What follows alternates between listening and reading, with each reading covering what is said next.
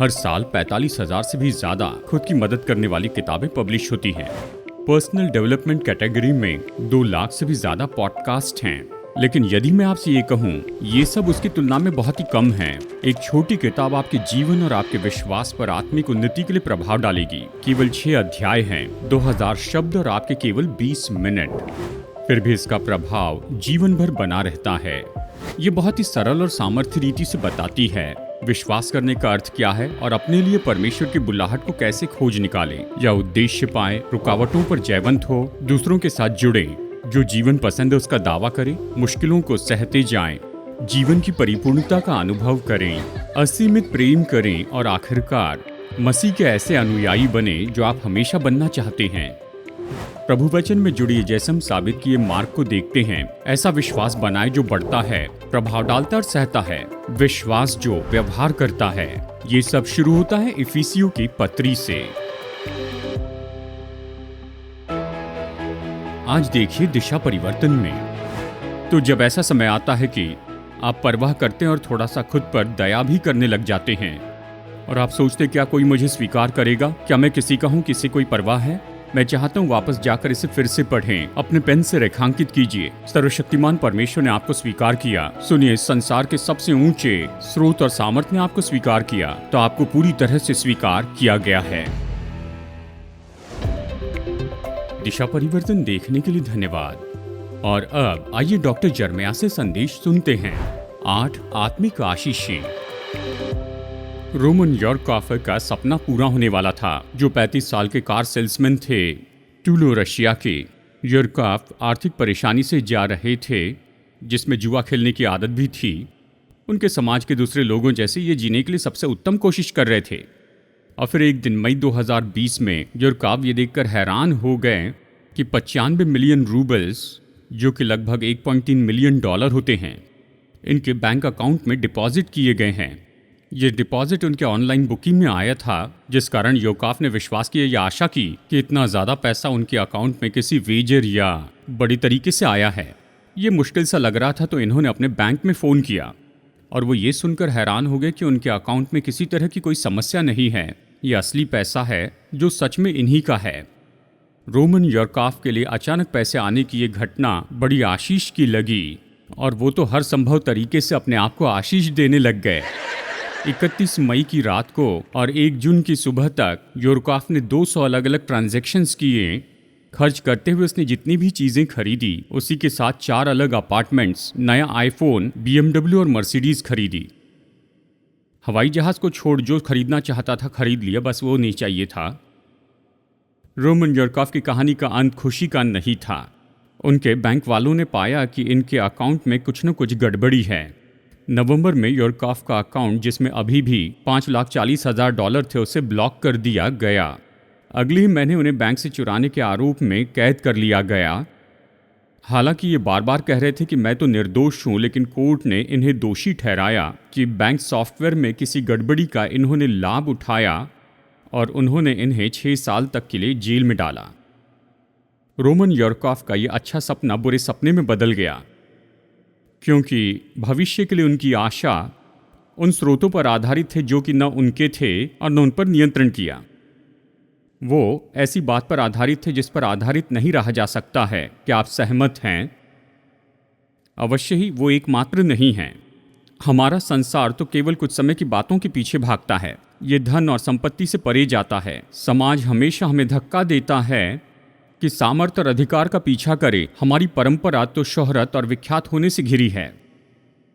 हमारा समाज हमें सहमत करता है कि सही संबंध हमारे लिए आगे जाकर सही द्वार खोलेंगे कि हम उद्देश्य और अर्थ जानें। लेकिन सामर्थ्य एक पल में दूर की जा सकती है। जल्दी विख्यात होना और खुद को ऊंचा उठाने के आधार पर संबंध रखना बहुत जल्दी खत्म हो जाते हैं। इससे भी बुरा है कि दशकों तक हम काम करते हैं और हमने जो कुछ भी कमाया उसे कसकर थामे रहते हैं।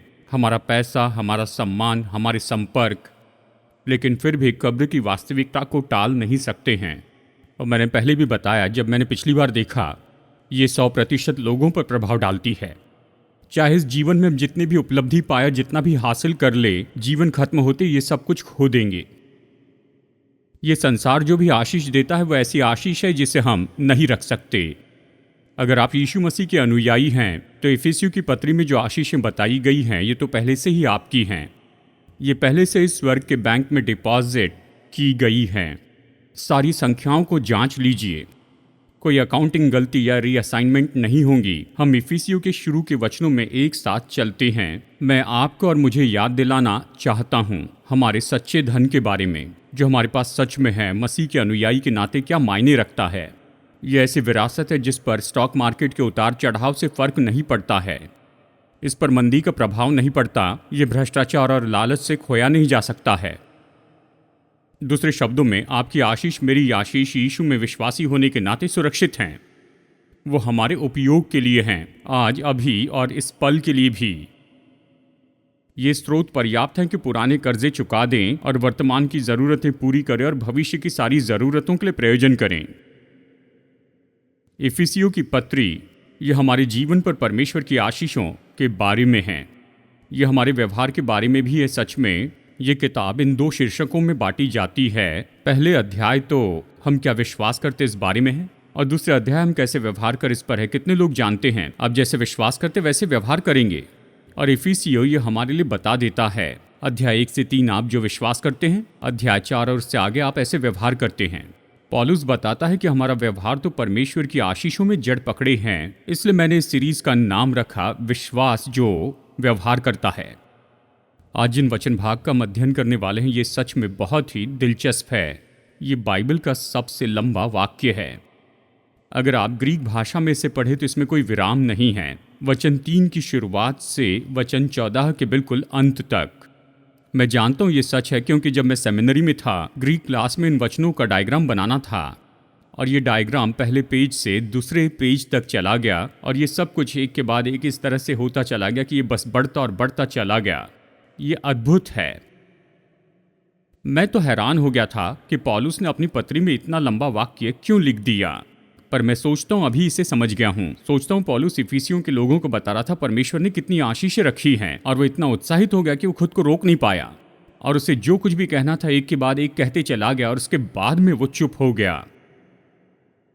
उसने शुरू किया अनंत काल के भूतकाल से जुड़ी आशीषों से और उससे हमारे वर्तमान के दिनों तक लेकर आया और फिर भविष्य के अनंत काल के बारे में बताया।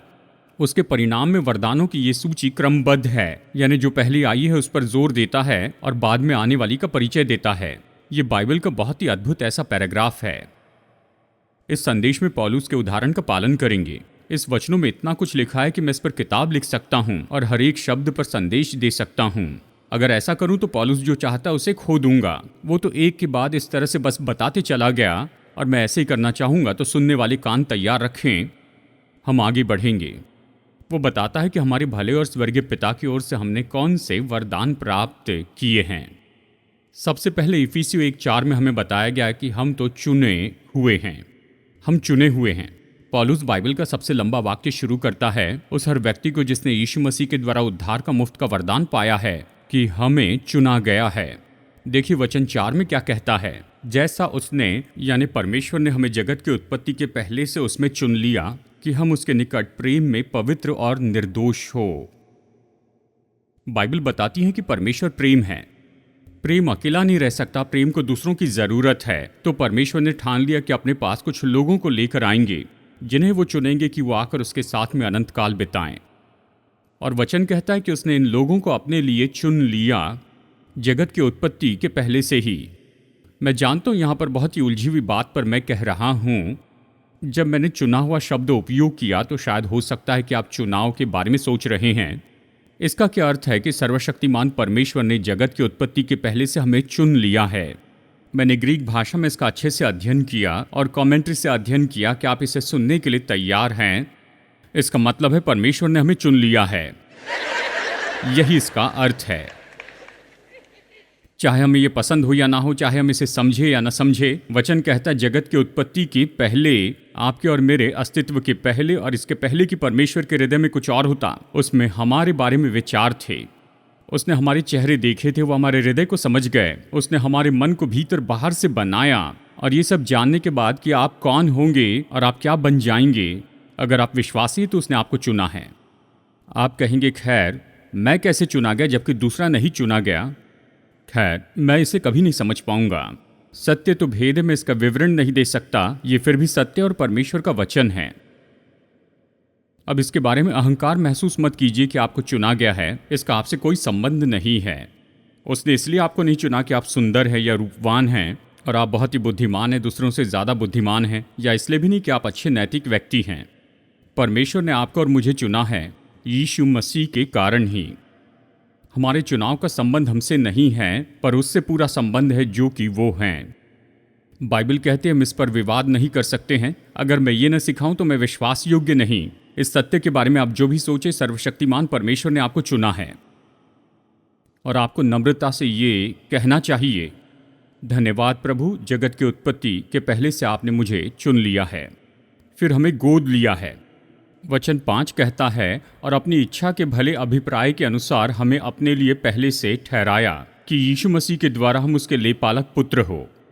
अब यहाँ पर एक और खतरनाक शब्द है, पहले से ठहराया। शायद आपने इसे पहले भी सुना होगा। आज जैसे बहुत से लोग इसका उपयोग करते, पौलुस ने उस तरह नहीं किया। वो ये नहीं कहता कि भूतकाल में परमेश्वर ने आपके जीवन के पूरे परिणामों को पहले से निश्चित किया है, कि आपके पास में स्वतंत्र इच्छा नहीं और आपके पास में खुद के चुनाव करने की शक्ति नहीं, पहले से ठहराया मतलब किसी बात के लिए सीमाएं ठहराना कि वो उसी मार्ग पर बने रहें। बाइबल कहती है भूतकाल में परमेश्वर ने आपको चुना और फिर पहले से ठहराया, अपनी महानता में पहले से निश्चित किया कि आपको उसके घराने में बेटे और बेटी के रूप में गोद लिया जाएगा। ये बहुत ही महान सत्य है, क्योंकि पुराने ज़माने में गोद लेना अब से तो बिल्कुल अलग था। हमने बच्चा गोद लिया, हर गोद लेने की क्रिया से होकर गए हैं, हम जानते इसका क्या मतलब है। लेकिन पौलुस के दिनों में बच्चों के पास कोई कानूनी अधिकार नहीं होता था जब तक वो एक निश्चित उम्र तक न पहुंचे, जब तक कि परिपक्व न हो जाए। जब वो समय आता है तो उस बच्चे को लाया जाता है और व्यवहारिक रूप में उसे वयस्क के रूप में माना जाता है। इसका मतलब उन्हें दिए गए सारे अधिकार, सारे सौभाग्य जो उस परिवार के वयस्क के रूप में उसे मिलने चाहिए। तो इस वचन भाग से परमेश्वर हमें बताते हैं कि भूतकाल में जैसे उसने हमें चुन लिया है, तो उसने ठान लिया कि उसके परिवार में हमें गोद लिया जाए परिपक्व बेटे और बेटियों के रूप में। हमारे पास उसके परिवार के सदस्य होने के नाते सारे अधिकार और सौभाग्य हो। ये निश्चय एक खबर है, लेकिन यहाँ पर ये हैरान करने वाली बात है। बाइबल कहती है कि हम तो परिपक्व बेटे और बेटी के रूप में गोद लिए गए हैं परमेश्वर के परिवार में। तो सर्वशक्तिमान परमेश्वर के सामने हमारा वही स्तर है जैसे यीशु मसीह का है। बाइबल कहती है हम उसके साथ संगी वारिस हैं। इसका मतलब मसीह का पिता के साथ में जो भी है वो पिता के साथ हमारा भी है। इस वास्तविकता को हमारे अंदर डूबने दें। आपको परमेश्वर ने चुन लिया है, आपको आशीष दी और केवल ऐसे उसके घराने में नहीं जोड़ा है, पर बेटे और बेटी के रूप में पूरा गोद लिया गया है। आप सच में नैतिक रूप से और आत्मिक रूप से परमेश्वर की संतान हैं। और फिर पौलुस कहता है, और ये मुझे पसंद है, बाकी सभी के जैसे कि हमें स्वीकार किया गया है। मैंने मेरी पीढ़ी में बड़े हुए लोगों से सुना है जिन्होंने कभी अपने पिता द्वारा स्वीकार किए जाने को अनुभव नहीं किया। वो कहते वो तो बिल्कुल अलग पीढ़ी थी। उन दिनों में पिता ज़्यादा बातचीत नहीं करते थे, वो अधीर होते थे। आशा है आपके पिता ऐसे अधीर नहीं थे, और अगर आप पिता हैं तो आप ऐसे अधीर पिता न बने। कई बार अपने दोस्तों द्वारा स्वीकार किए जाने के लिए हम ऐसी परंपरा में रहते हैं जहां इंटरनेट राज्य करता है। बहुत से बच्चे रास्ता भटक रहे हैं, उन्हें स्वीकार किए गए महसूस नहीं होता तो इंटरनेट पर जाकर इसे चाहते हैं, वहां भी उन्हें ये नहीं मिलता। अगर वो सावधान न हो तो वो गलत मार्ग पर चले जाएंगे और इंटरनेट पर उन्हें सताया जाता है और वो नाश हो जाते हैं। इन उम्र के लोगों में ज़्यादा आत्महत्या बढ़ गई है अभी तक के पूरे इतिहास की तुलना में, स्वीकार किए जाने की कमी के कारण। संसार द्वारा स्वीकार किया जाना, जहाँ काम करते वहाँ स्वीकार किया जाना, और फिर परमेश्वर के द्वारा स्वीकार किया जाना है। मैं कैसे जानूं परमेश्वर ने मुझे स्वीकार किया है? हमने जिन्होंने यीशु के पीछे चलने का निर्णय लिया, हमें शाश्वती है। इस बात के बारे में पौलुस वचन 5 और 6 में से स्पष्ट बताता है, हमारे स्वर्गीय पिता ने हमें स्वीकार कर लिया है। अपनी इच्छा के भले अभिप्राय के अनुसार हमें अपने लिए पहले से ठहराया कि मसीह यीशु के द्वारा हम उसके लेपालक पुत्र हो, कि उसके उस अनुग्रह की महिमा की स्तुति हो जिसे उसने हमें उस प्रिय में सैंत में दिया। देखिए ये शब्द प्रिय में, ये तो यीशु मसीह के बारे में बताता है। परमेश्वर ने अपने पुत्र की ओर देखकर कहा, ये मेरा प्रिय पुत्र है जिससे मैं अत्यंत प्रसन्न हूँ। पौलुस आपको और मुझे सिखा रहा था, जिन्हें चुना गया और गोद लिया गया और हमें स्वीकार भी किया गया है, क्योंकि प्रभु यीशु मसीह के कारण हम उस परिवार के बिल्कुल उसी तरह से जैसे कि यीशु मसीह उस परिवार के हैं। क्या आपको ये पसंद नहीं आया? क्या यह आशीष नहीं कि सर्वशक्तिमान परमेश्वर आपको स्वीकार करते हैं उसी तरह से जैसे अपने पुत्र को स्वीकार करते, अपने प्रिय पुत्र यीशु मसीह को? तो जब ऐसा पल आता है जब आप परवाह करते हैं और थोड़ा बहुत आप खुद पर दया भी करने लगते हैं, आप सोचते हैं क्या किसी ने मुझे स्वीकार किया, क्या मैं किसी का हूं, क्या किसी को परवाह है? मैं कहता हूं आप वापस जाकर इसे फिर से पढ़िए, अपने पेन से रेखांकित कीजिए। सर्वशक्तिमान परमेश्वर ने आपको स्वीकार किया है। अगर आपको उस सर्वोच्च स्रोत और सामर्थ्य ने स्वीकार किया है तो आपको पूरी तरह से स्वीकार किया गया है, और आपको स्वीकार किया गया और आप परमेश्वर के हैं। और आपको ये सोचते हुए नहीं फिरना है क्या मैं इसमें फिट होता हूं, क्या मैं इसके काबिल हूं। आप परमेश्वर के लिए सही है क्योंकि वो यीशु मसीह के नापदंड का उपयोग करते हैं, और जब वो देखते हैं कि आपको नापे तो आपकी जगह पर वो यीशु मसीह को नापते हैं, और यीशु मसीह हमेशा इसके लायक होते हैं। हमें चुना गया है, हमें गोद लिया गया है, हमें स्वीकार किया गया है। फिर बाइबल कहते हैं हम छुड़ाए गए हैं। बाइबल के सबसे लंबे वाक्य के अगले भाग को देखिए। हमको उसमें उसके लहू के द्वारा छुटकारा अर्थात पापों की क्षमा उसके उस अनुग्रह के धन के अनुसार मिला है। ये शब्द हम बहुत सुनते हैं चर्च में, और मैं खुश हूं कि दूसरे भी शब्द जो महत्वपूर्ण है उस पर हम बात करते जाएं। छुड़ाए जाने का मतलब क्या है? ग्रीक भाषा में पौलुस इस शब्द का उपयोग करता है। छुटकारा मतलब फिर से खरीदना, ताकि उसे आज़ाद कर दें। मेरी पत्नी अडाना और मुझे सौभाग्य मिला कि देश में बहुत सी यात्रा करें। कुछ साल पहले हम दक्षिणी शहर में रुके थे, एक होटल में रुके थे। चेक इन करते समय रिसेप्शन के व्यक्ति ने कहा कि आप निश्चय ही मार्केट की जगह पर जाकर देखिए। इस होटल से कुछ दूरी पर गुलामों का पुराना बाजार है, जहां वो गुलामों को बेचा और खरीदा करते थे। अब उसे पक्षियों के मार्केट में बदल दिया है।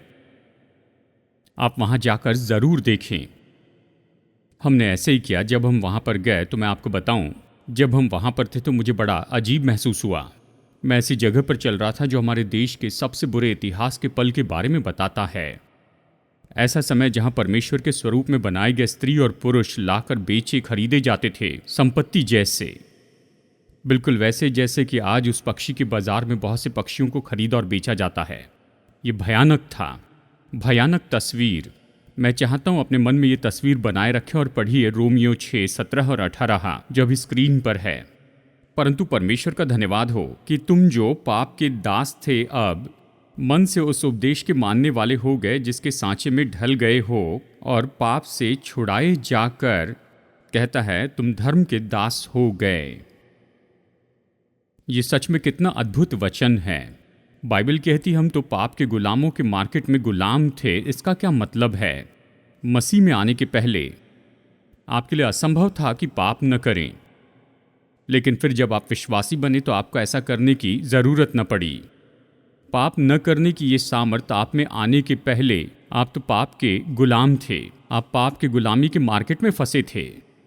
पर एक दिन परमेश्वर नीचे आए कि हमें वापस खरीद ले। जानते उसने इसके लिए क्या दाम चुकाया? उसने अपने इकलौते पुत्र प्रभु यीशु मसीह और उसके बहुमूल्य लहू को दिया। उसने हमें पाप के गुलामी के मार्केट से यीशु मसीह के बहुमूल्य लहू के द्वारा खरीदा, और वो लहू तो क्रूस की उस वेदी के ऊपर बहाया गया और हमें फिर खरीदा गया, ताकि हम आज़ाद हो जाए कि पाप न करें और हम सही काम करते जाएं। उसने हमें छुड़ा दिया। हमें चुना गया है, हमें गोद लिया गया, हमें स्वीकार किया गया, हम छुड़ाए गए हैं। फिर कहता हमें प्रकाशन दिया गया है। वचन 8 और 9 में आइए इसे पढ़ते हैं। जिसने उसे सारे ज्ञान और समझ सहित हम पर बहुतायत से किया, क्योंकि उसने अपनी इच्छा के भेद उस भले अभिप्राय के अनुसार हमें बताया जिसे उसने अपने आप में ठान लिया था। मैं चाहता हूँ 2 शब्दों पर गौर कीजिए। पहला, परमेश्वर का अनुग्रह का धन जो हमें इस तरह से मिला है ज्ञान और समझ सहित, और फिर परमेश्वर ने अपनी इच्छा का भेद हम पर प्रकट किया। ये इस विचार में जाता है कि विश्वासी बनने के पहले आप परमेश्वर को नहीं समझ सकते, परमेश्वर की बातों को नहीं समझ सकते। आप यही सोचेंगे कि ये सब क्या है, ये पागल लोग क्या कर रहे हैं, इस तरह सोचते हैं। चलिए इसे समझाने वाला वचन आपको बताता हूँ। 1 कुरिन्थियों 2:14 कहता है, परंतु शारीरिक मनुष्य परमेश्वर के आत्मा की बातें ग्रहण नहीं करता, क्योंकि वे उसकी दृष्टि में मूर्खता की बातें हैं, और न वो उन्हें जान सकता है, क्योंकि उनकी जांच आत्मिक रीति से होती है। हम स्वाभाविक में आत्मिक को नहीं समझ सकते, हमें आत्मिक चाहिए। बाइबल बताती है जब हम विश्वास करते हैं तो क्या होता है। अगर परमेश्वर की इच्छा जाननी है तो आप जान सकते हैं ये प्रभु की प्रतिज्ञा है। बात है कई बार हम इसे जानना नहीं चाहते, हम उसे जानना चाहते हैं ताकि हम दूसरे पर्यायों से उसकी तुलना करें। परमेश्वर की इच्छा जाननी ताकि आप उसे करें तो आपको कहना होगा ठीक है प्रभु बताइए मुझे क्या करना है, वादा करता हूं कि मैं इसे करूंगा। इस तरह प्रभु की इच्छा जानते हैं। और फिर हमें चुना गया, गोद लिया गया, स्वीकार किया गया, छुड़ाया गया, प्रकाशन दिया गया। और फिर बाइबल कहती है कि हमारे लिए मिरास राह देख रही है। इफिसियों 1:11 और 12 उसमें, जिसमें हम भी उसी की मनसा से जो अपनी इच्छा के मत के अनुसार सब कुछ करता है पहले से ठहराए जाकर मिरास बने, कि हम जिन्होंने पहले से मसीह पर आशा रखी है उसकी महिमा की स्तुति के कारण हो। अब सुनिए, अगर आप मसीह के अनुयायी हैं तो एक मिरास आपके लिए पहले से अलग रखी गई है, क्योंकि आप परमेश्वर के परिवार में परिपक्व बेटे और बेटियां हैं, क्योंकि आपको उसके परिवार में गोद लिया गया है और पिता ने आपको स्वीकार किया है। और इस सम्मान के साथ में जो भी अधिकार और सौभाग्य आपको मिलते हैं उनमें से एक सौभाग्य और अधिकार है, ये वो मिरास है जो कि विशेष आशीष है जो हम में से हर एक व्यक्ति किसी दिन पाएगा। चलिए एक विचार बताता हूँ। अगर आप अपने सारे स्रोतों को उन बातों में रखते हैं जो आज आपके पास यहाँ है तो आप धीरे धीरे अपने धन से दूर जा रहे हैं। अगर अपने स्रोत प्रभु की बातों में रखेंगे तो आप धीरे धीरे उनकी ओर बढ़ेंगे, आपके प्रतिफल की ओर। आपको चुनाव करना है। वो मिरास क्या है? जब उसने कहा तुम्हें मिरास मिलेगी, इसका क्या अर्थ है? मैं इसे पूरी तरह से तो नहीं समझता हूँ, लेकिन प्रेरित पतरस हमें बताता है। यहाँ पर इसके बारे में थोड़ा विवरण देकर कहता है, हमारे प्रभु यीशु मसीह के परमेश्वर और पिता का धन्यवाद हो, जिसने यीशु मसीह के मरे हुए में से जी उठने के द्वारा अपनी बड़ी दया से हमें जीवित आशा के लिए नया जन्म दिया है, अर्थात एक अविनाशी और निर्मल और अजर मिरास के लिए जो हमारे लिए स्वर्ग में रखी है। दूसरे शब्दों में पतरस कहता है, तुम विश्वासी हो और परमेश्वर ने तुम्हारे लिए विशेष प्रतिफल, विशेष मिरास स्वर्ग में रखी है। देखिए कैसे बताता है, वो अविनाशी है और निर्मल है और अजर मिरास है, और ये मंदी के प्रभाव में नहीं है। प्रभु की स्तुति हो। इसका जो भी स्वभाव है, लेकिन ये तो हमारी कल्पना से बहुत ज़्यादा अद्भुत है। आप पेपर पर जो कुछ भी लिख सकते हैं ये तो निश्चय ही उससे बहुत महान है। और फिर नंबर 7 है, हम पर मुहर लगाई गई है। उसी में तुम पर भी, जब तुमने सत्य का वचन सुना जो तुम्हारे उद्धार का सुसमाचार है और जिस पर तुमने विश्वास किया, प्रतिज्ञा किए हुए पवित्र आत्मा की छाप लगी। अब इसका क्या अर्थ होता है? बाइबल ये कहती है जब आप विश्वास करते हैं तो उस पल में बहुत कुछ होता है। उनमें से एक है कि पवित्र आत्मा आप में वास करने के लिए आता है, आपके हृदय में रहने आता है। शारीरिक हृदय नहीं, लेकिन हृदय में जो आप हैं, जो असल में हैं, आपका व्यक्तित्व, आपकी आत्मा, आपका प्राण, पवित्र आत्मा आप में रहने आता है। जब पवित्र आत्मा आप में रहने के लिए आता है, पवित्र आत्मा तो वहाँ पर मुहर के जैसे होता है कि आप परमेश्वर के हैं। वो गारंटी है जो आपको बताता है कि आपके जीवन में चाहे जो भी हो फिर भी सब ठीक होगा, क्योंकि परमेश्वर आपके अंदर है। सबसे अच्छे शब्दों में मैं यही कहूँगा, ये तो रजिस्टर्ड मेल भेजने के जैसे है। पोस्ट ऑफिस में जाकर आप फॉर्म भरते हैं और उन्हें वो पत्र देते हैं, वो उस पर मुहर लगाते हैं ताकि कोई उसे खोल न सके। वो पत्र जिसके लिए केवल वही उसे खोल सकता है। वो मुहर इस बात की गारंटी देती है कि ये पत्र केवल उसी के लिए है। बाइबल कहती है कि पवित्र आत्मा वो गारंटी है जो परमेश्वर ने भूतकाल में प्रतिज्ञा की, वो भविष्य में उसे पूरी करेंगे। मुझे कैसे पता? बाइबल कहती है कि पवित्र आत्मा मेरे हृदय में रहता है। मैं कैसे जानता हूँ पवित्र आत्मा मेरे हृदय में रहता है? क्योंकि बाइबल कहती है वो मेरी आत्मा के साथ गवाही देता है कि मैं परमेश्वर की संतान हूँ। तो बाइबल बताती है विश्वासी बनने के बाद हमें एक आशा मिलती है। ये गारंटी है कि प्रभु ने जो प्रतिज्ञा की है उसे वो पूरी करेंगे। हम विश्वासी हैं और पवित्र आत्मा हम पर मुहर है, क्योंकि हम में पवित्र आत्मा, और हम जानते हैं उसने जो भी कहा एक दिन सत्य होगा, वो जरूर होगा। यीशु के अनुयायी के रूप में हम चुने गए हैं, गोद लिए गए, स्वीकार किए गए, छुड़ाए गए, प्रकाशन पाए हैं। हमें मिरास देगी, हम पर मुहर लगाई गई, और अंत में हम सुरक्षित हैं। वचन 14 कहता है वो उसके मोल लिए हुओं के छुटकारे के लिए हमारी मिरास का बयाना है कि उसकी महिमा की स्तुति हो। कुछ अनुवाद यहाँ पर गारंटी शब्द की जगह पर बयाना शब्द रखते हैं। आप जानते हैं बयाना क्या है? बयाने का पैसा क्या है? ज़मीन या घर खरीदने के लिए आप उसके लिए कुछ बयाना देते हैं कि आप उनसे खिलवाड़ न करें और ना ही उनका समय बर्बाद करें। अगर आप इसे खो दें तो ये पीड़ादायी होता है। तो बयाना ये विचार देता है कि आपने जो घर देखा है उसे आप खरीदने वाले हैं। बयाना देने के बाद बेचने वाले को आप बता रहे हैं कि मैं इसके बारे में बहुत गंभीर हूँ। जहाँ आपने अपना मुंह किया है उसकी और पैसा लगाते हैं। इसी तरह से पवित्र आत्मा भी हमारी मिरास के लिए एक बयाना है। उसने हमारे बयाने का कुछ भाग दिया है ताकि हम शाश्वती रखें और भरोसा रखें उसकी प्रतिज्ञा में कि वो एक दिन हमें पिता के पास लेकर जाएगा। तो इन आशीषों के लिए हमें जो कहना चाहिए उसे कैसे कहेंगे? इफिसियों 1:3-14 इस तरह कहता है, हमारे प्रभु यीशु मसीह के परमेश्वर और पिता का धन्यवाद हो कि उसने हमें मसीह में स्वर्गीय स्थानों में सब प्रकार की आत्मिक आशीष दी है, क्योंकि हम मसीह के साथ जोड़े गए हैं। उसने ऐसा किया कि हम उसकी स्तुति और महिमा करें। विलियम के घराने के लिए दुख का दिन था जब उन्होंने जाना कि उनके पड़ोसी केन वॉटसन गुजर गए हैं। केन की मृत्यु हैरानी की बात नहीं थी, वो 87 साल के थे और उन्हें सेहत से संबंधित बहुत परेशानी थी।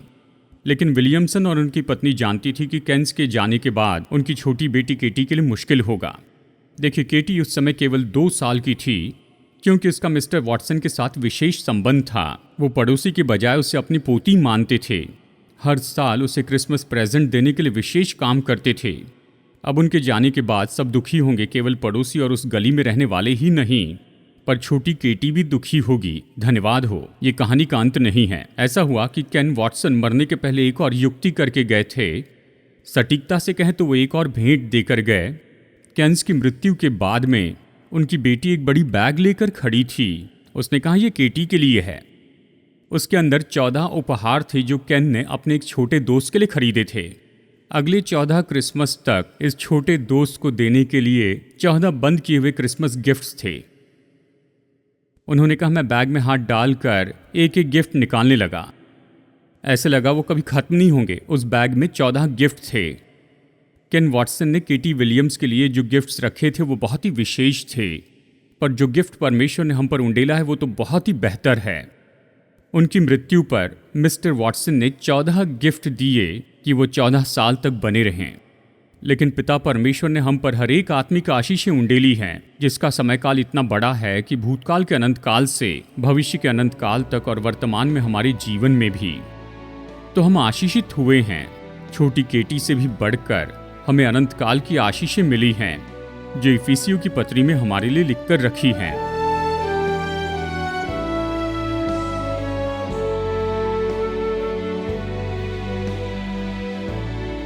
दिशा परिवर्तन में आज मेरे साथ जुड़ने के लिए धन्यवाद। जितना ज्यादा हम वचन का अध्ययन करेंगे उतना ज्यादा हम समझेंगे कि हमारे प्रेमी परमेश्वर चाहते हैं हम में से हर एक के साथ व्यक्तिगत संबंध रखें। अगर आप उसके साथ में ये संबंध शुरू करना चाहते हैं तो पहला कदम है कि अपने पापों से पश्चाताप करें और यीशु मसीह को अपना प्रभु और उद्धारकर्ता होने के लिए विनती करें। ये निर्णय लेने के बाद कि परमेश्वर के मुफ्त के उद्धार को प्राप्त करेंगे तो परमेश्वर के साथ नई सृष्टि के रूप में आपकी यात्रा शुरू होगी। यदि आज आपने विश्वास का ये कदम उठाया है, मैं आपको प्रोत्साहित करता हूँ कि दूसरे विश्वासियों को अपना ये निर्णय बताएं या भरोसेमंद सेवका या लोकल चर्च को, और अपने इस नए विश्वास में अपनी उन्नति में बढ़ते जाएं। परमेश्वर आपको आशीष दे जैसे आप उसके साथ चलना शुरू करते हैं। और अगली बार आपसे मुलाकात करने की आशा करता हूँ यहीं पर दिशा परिवर्तन में।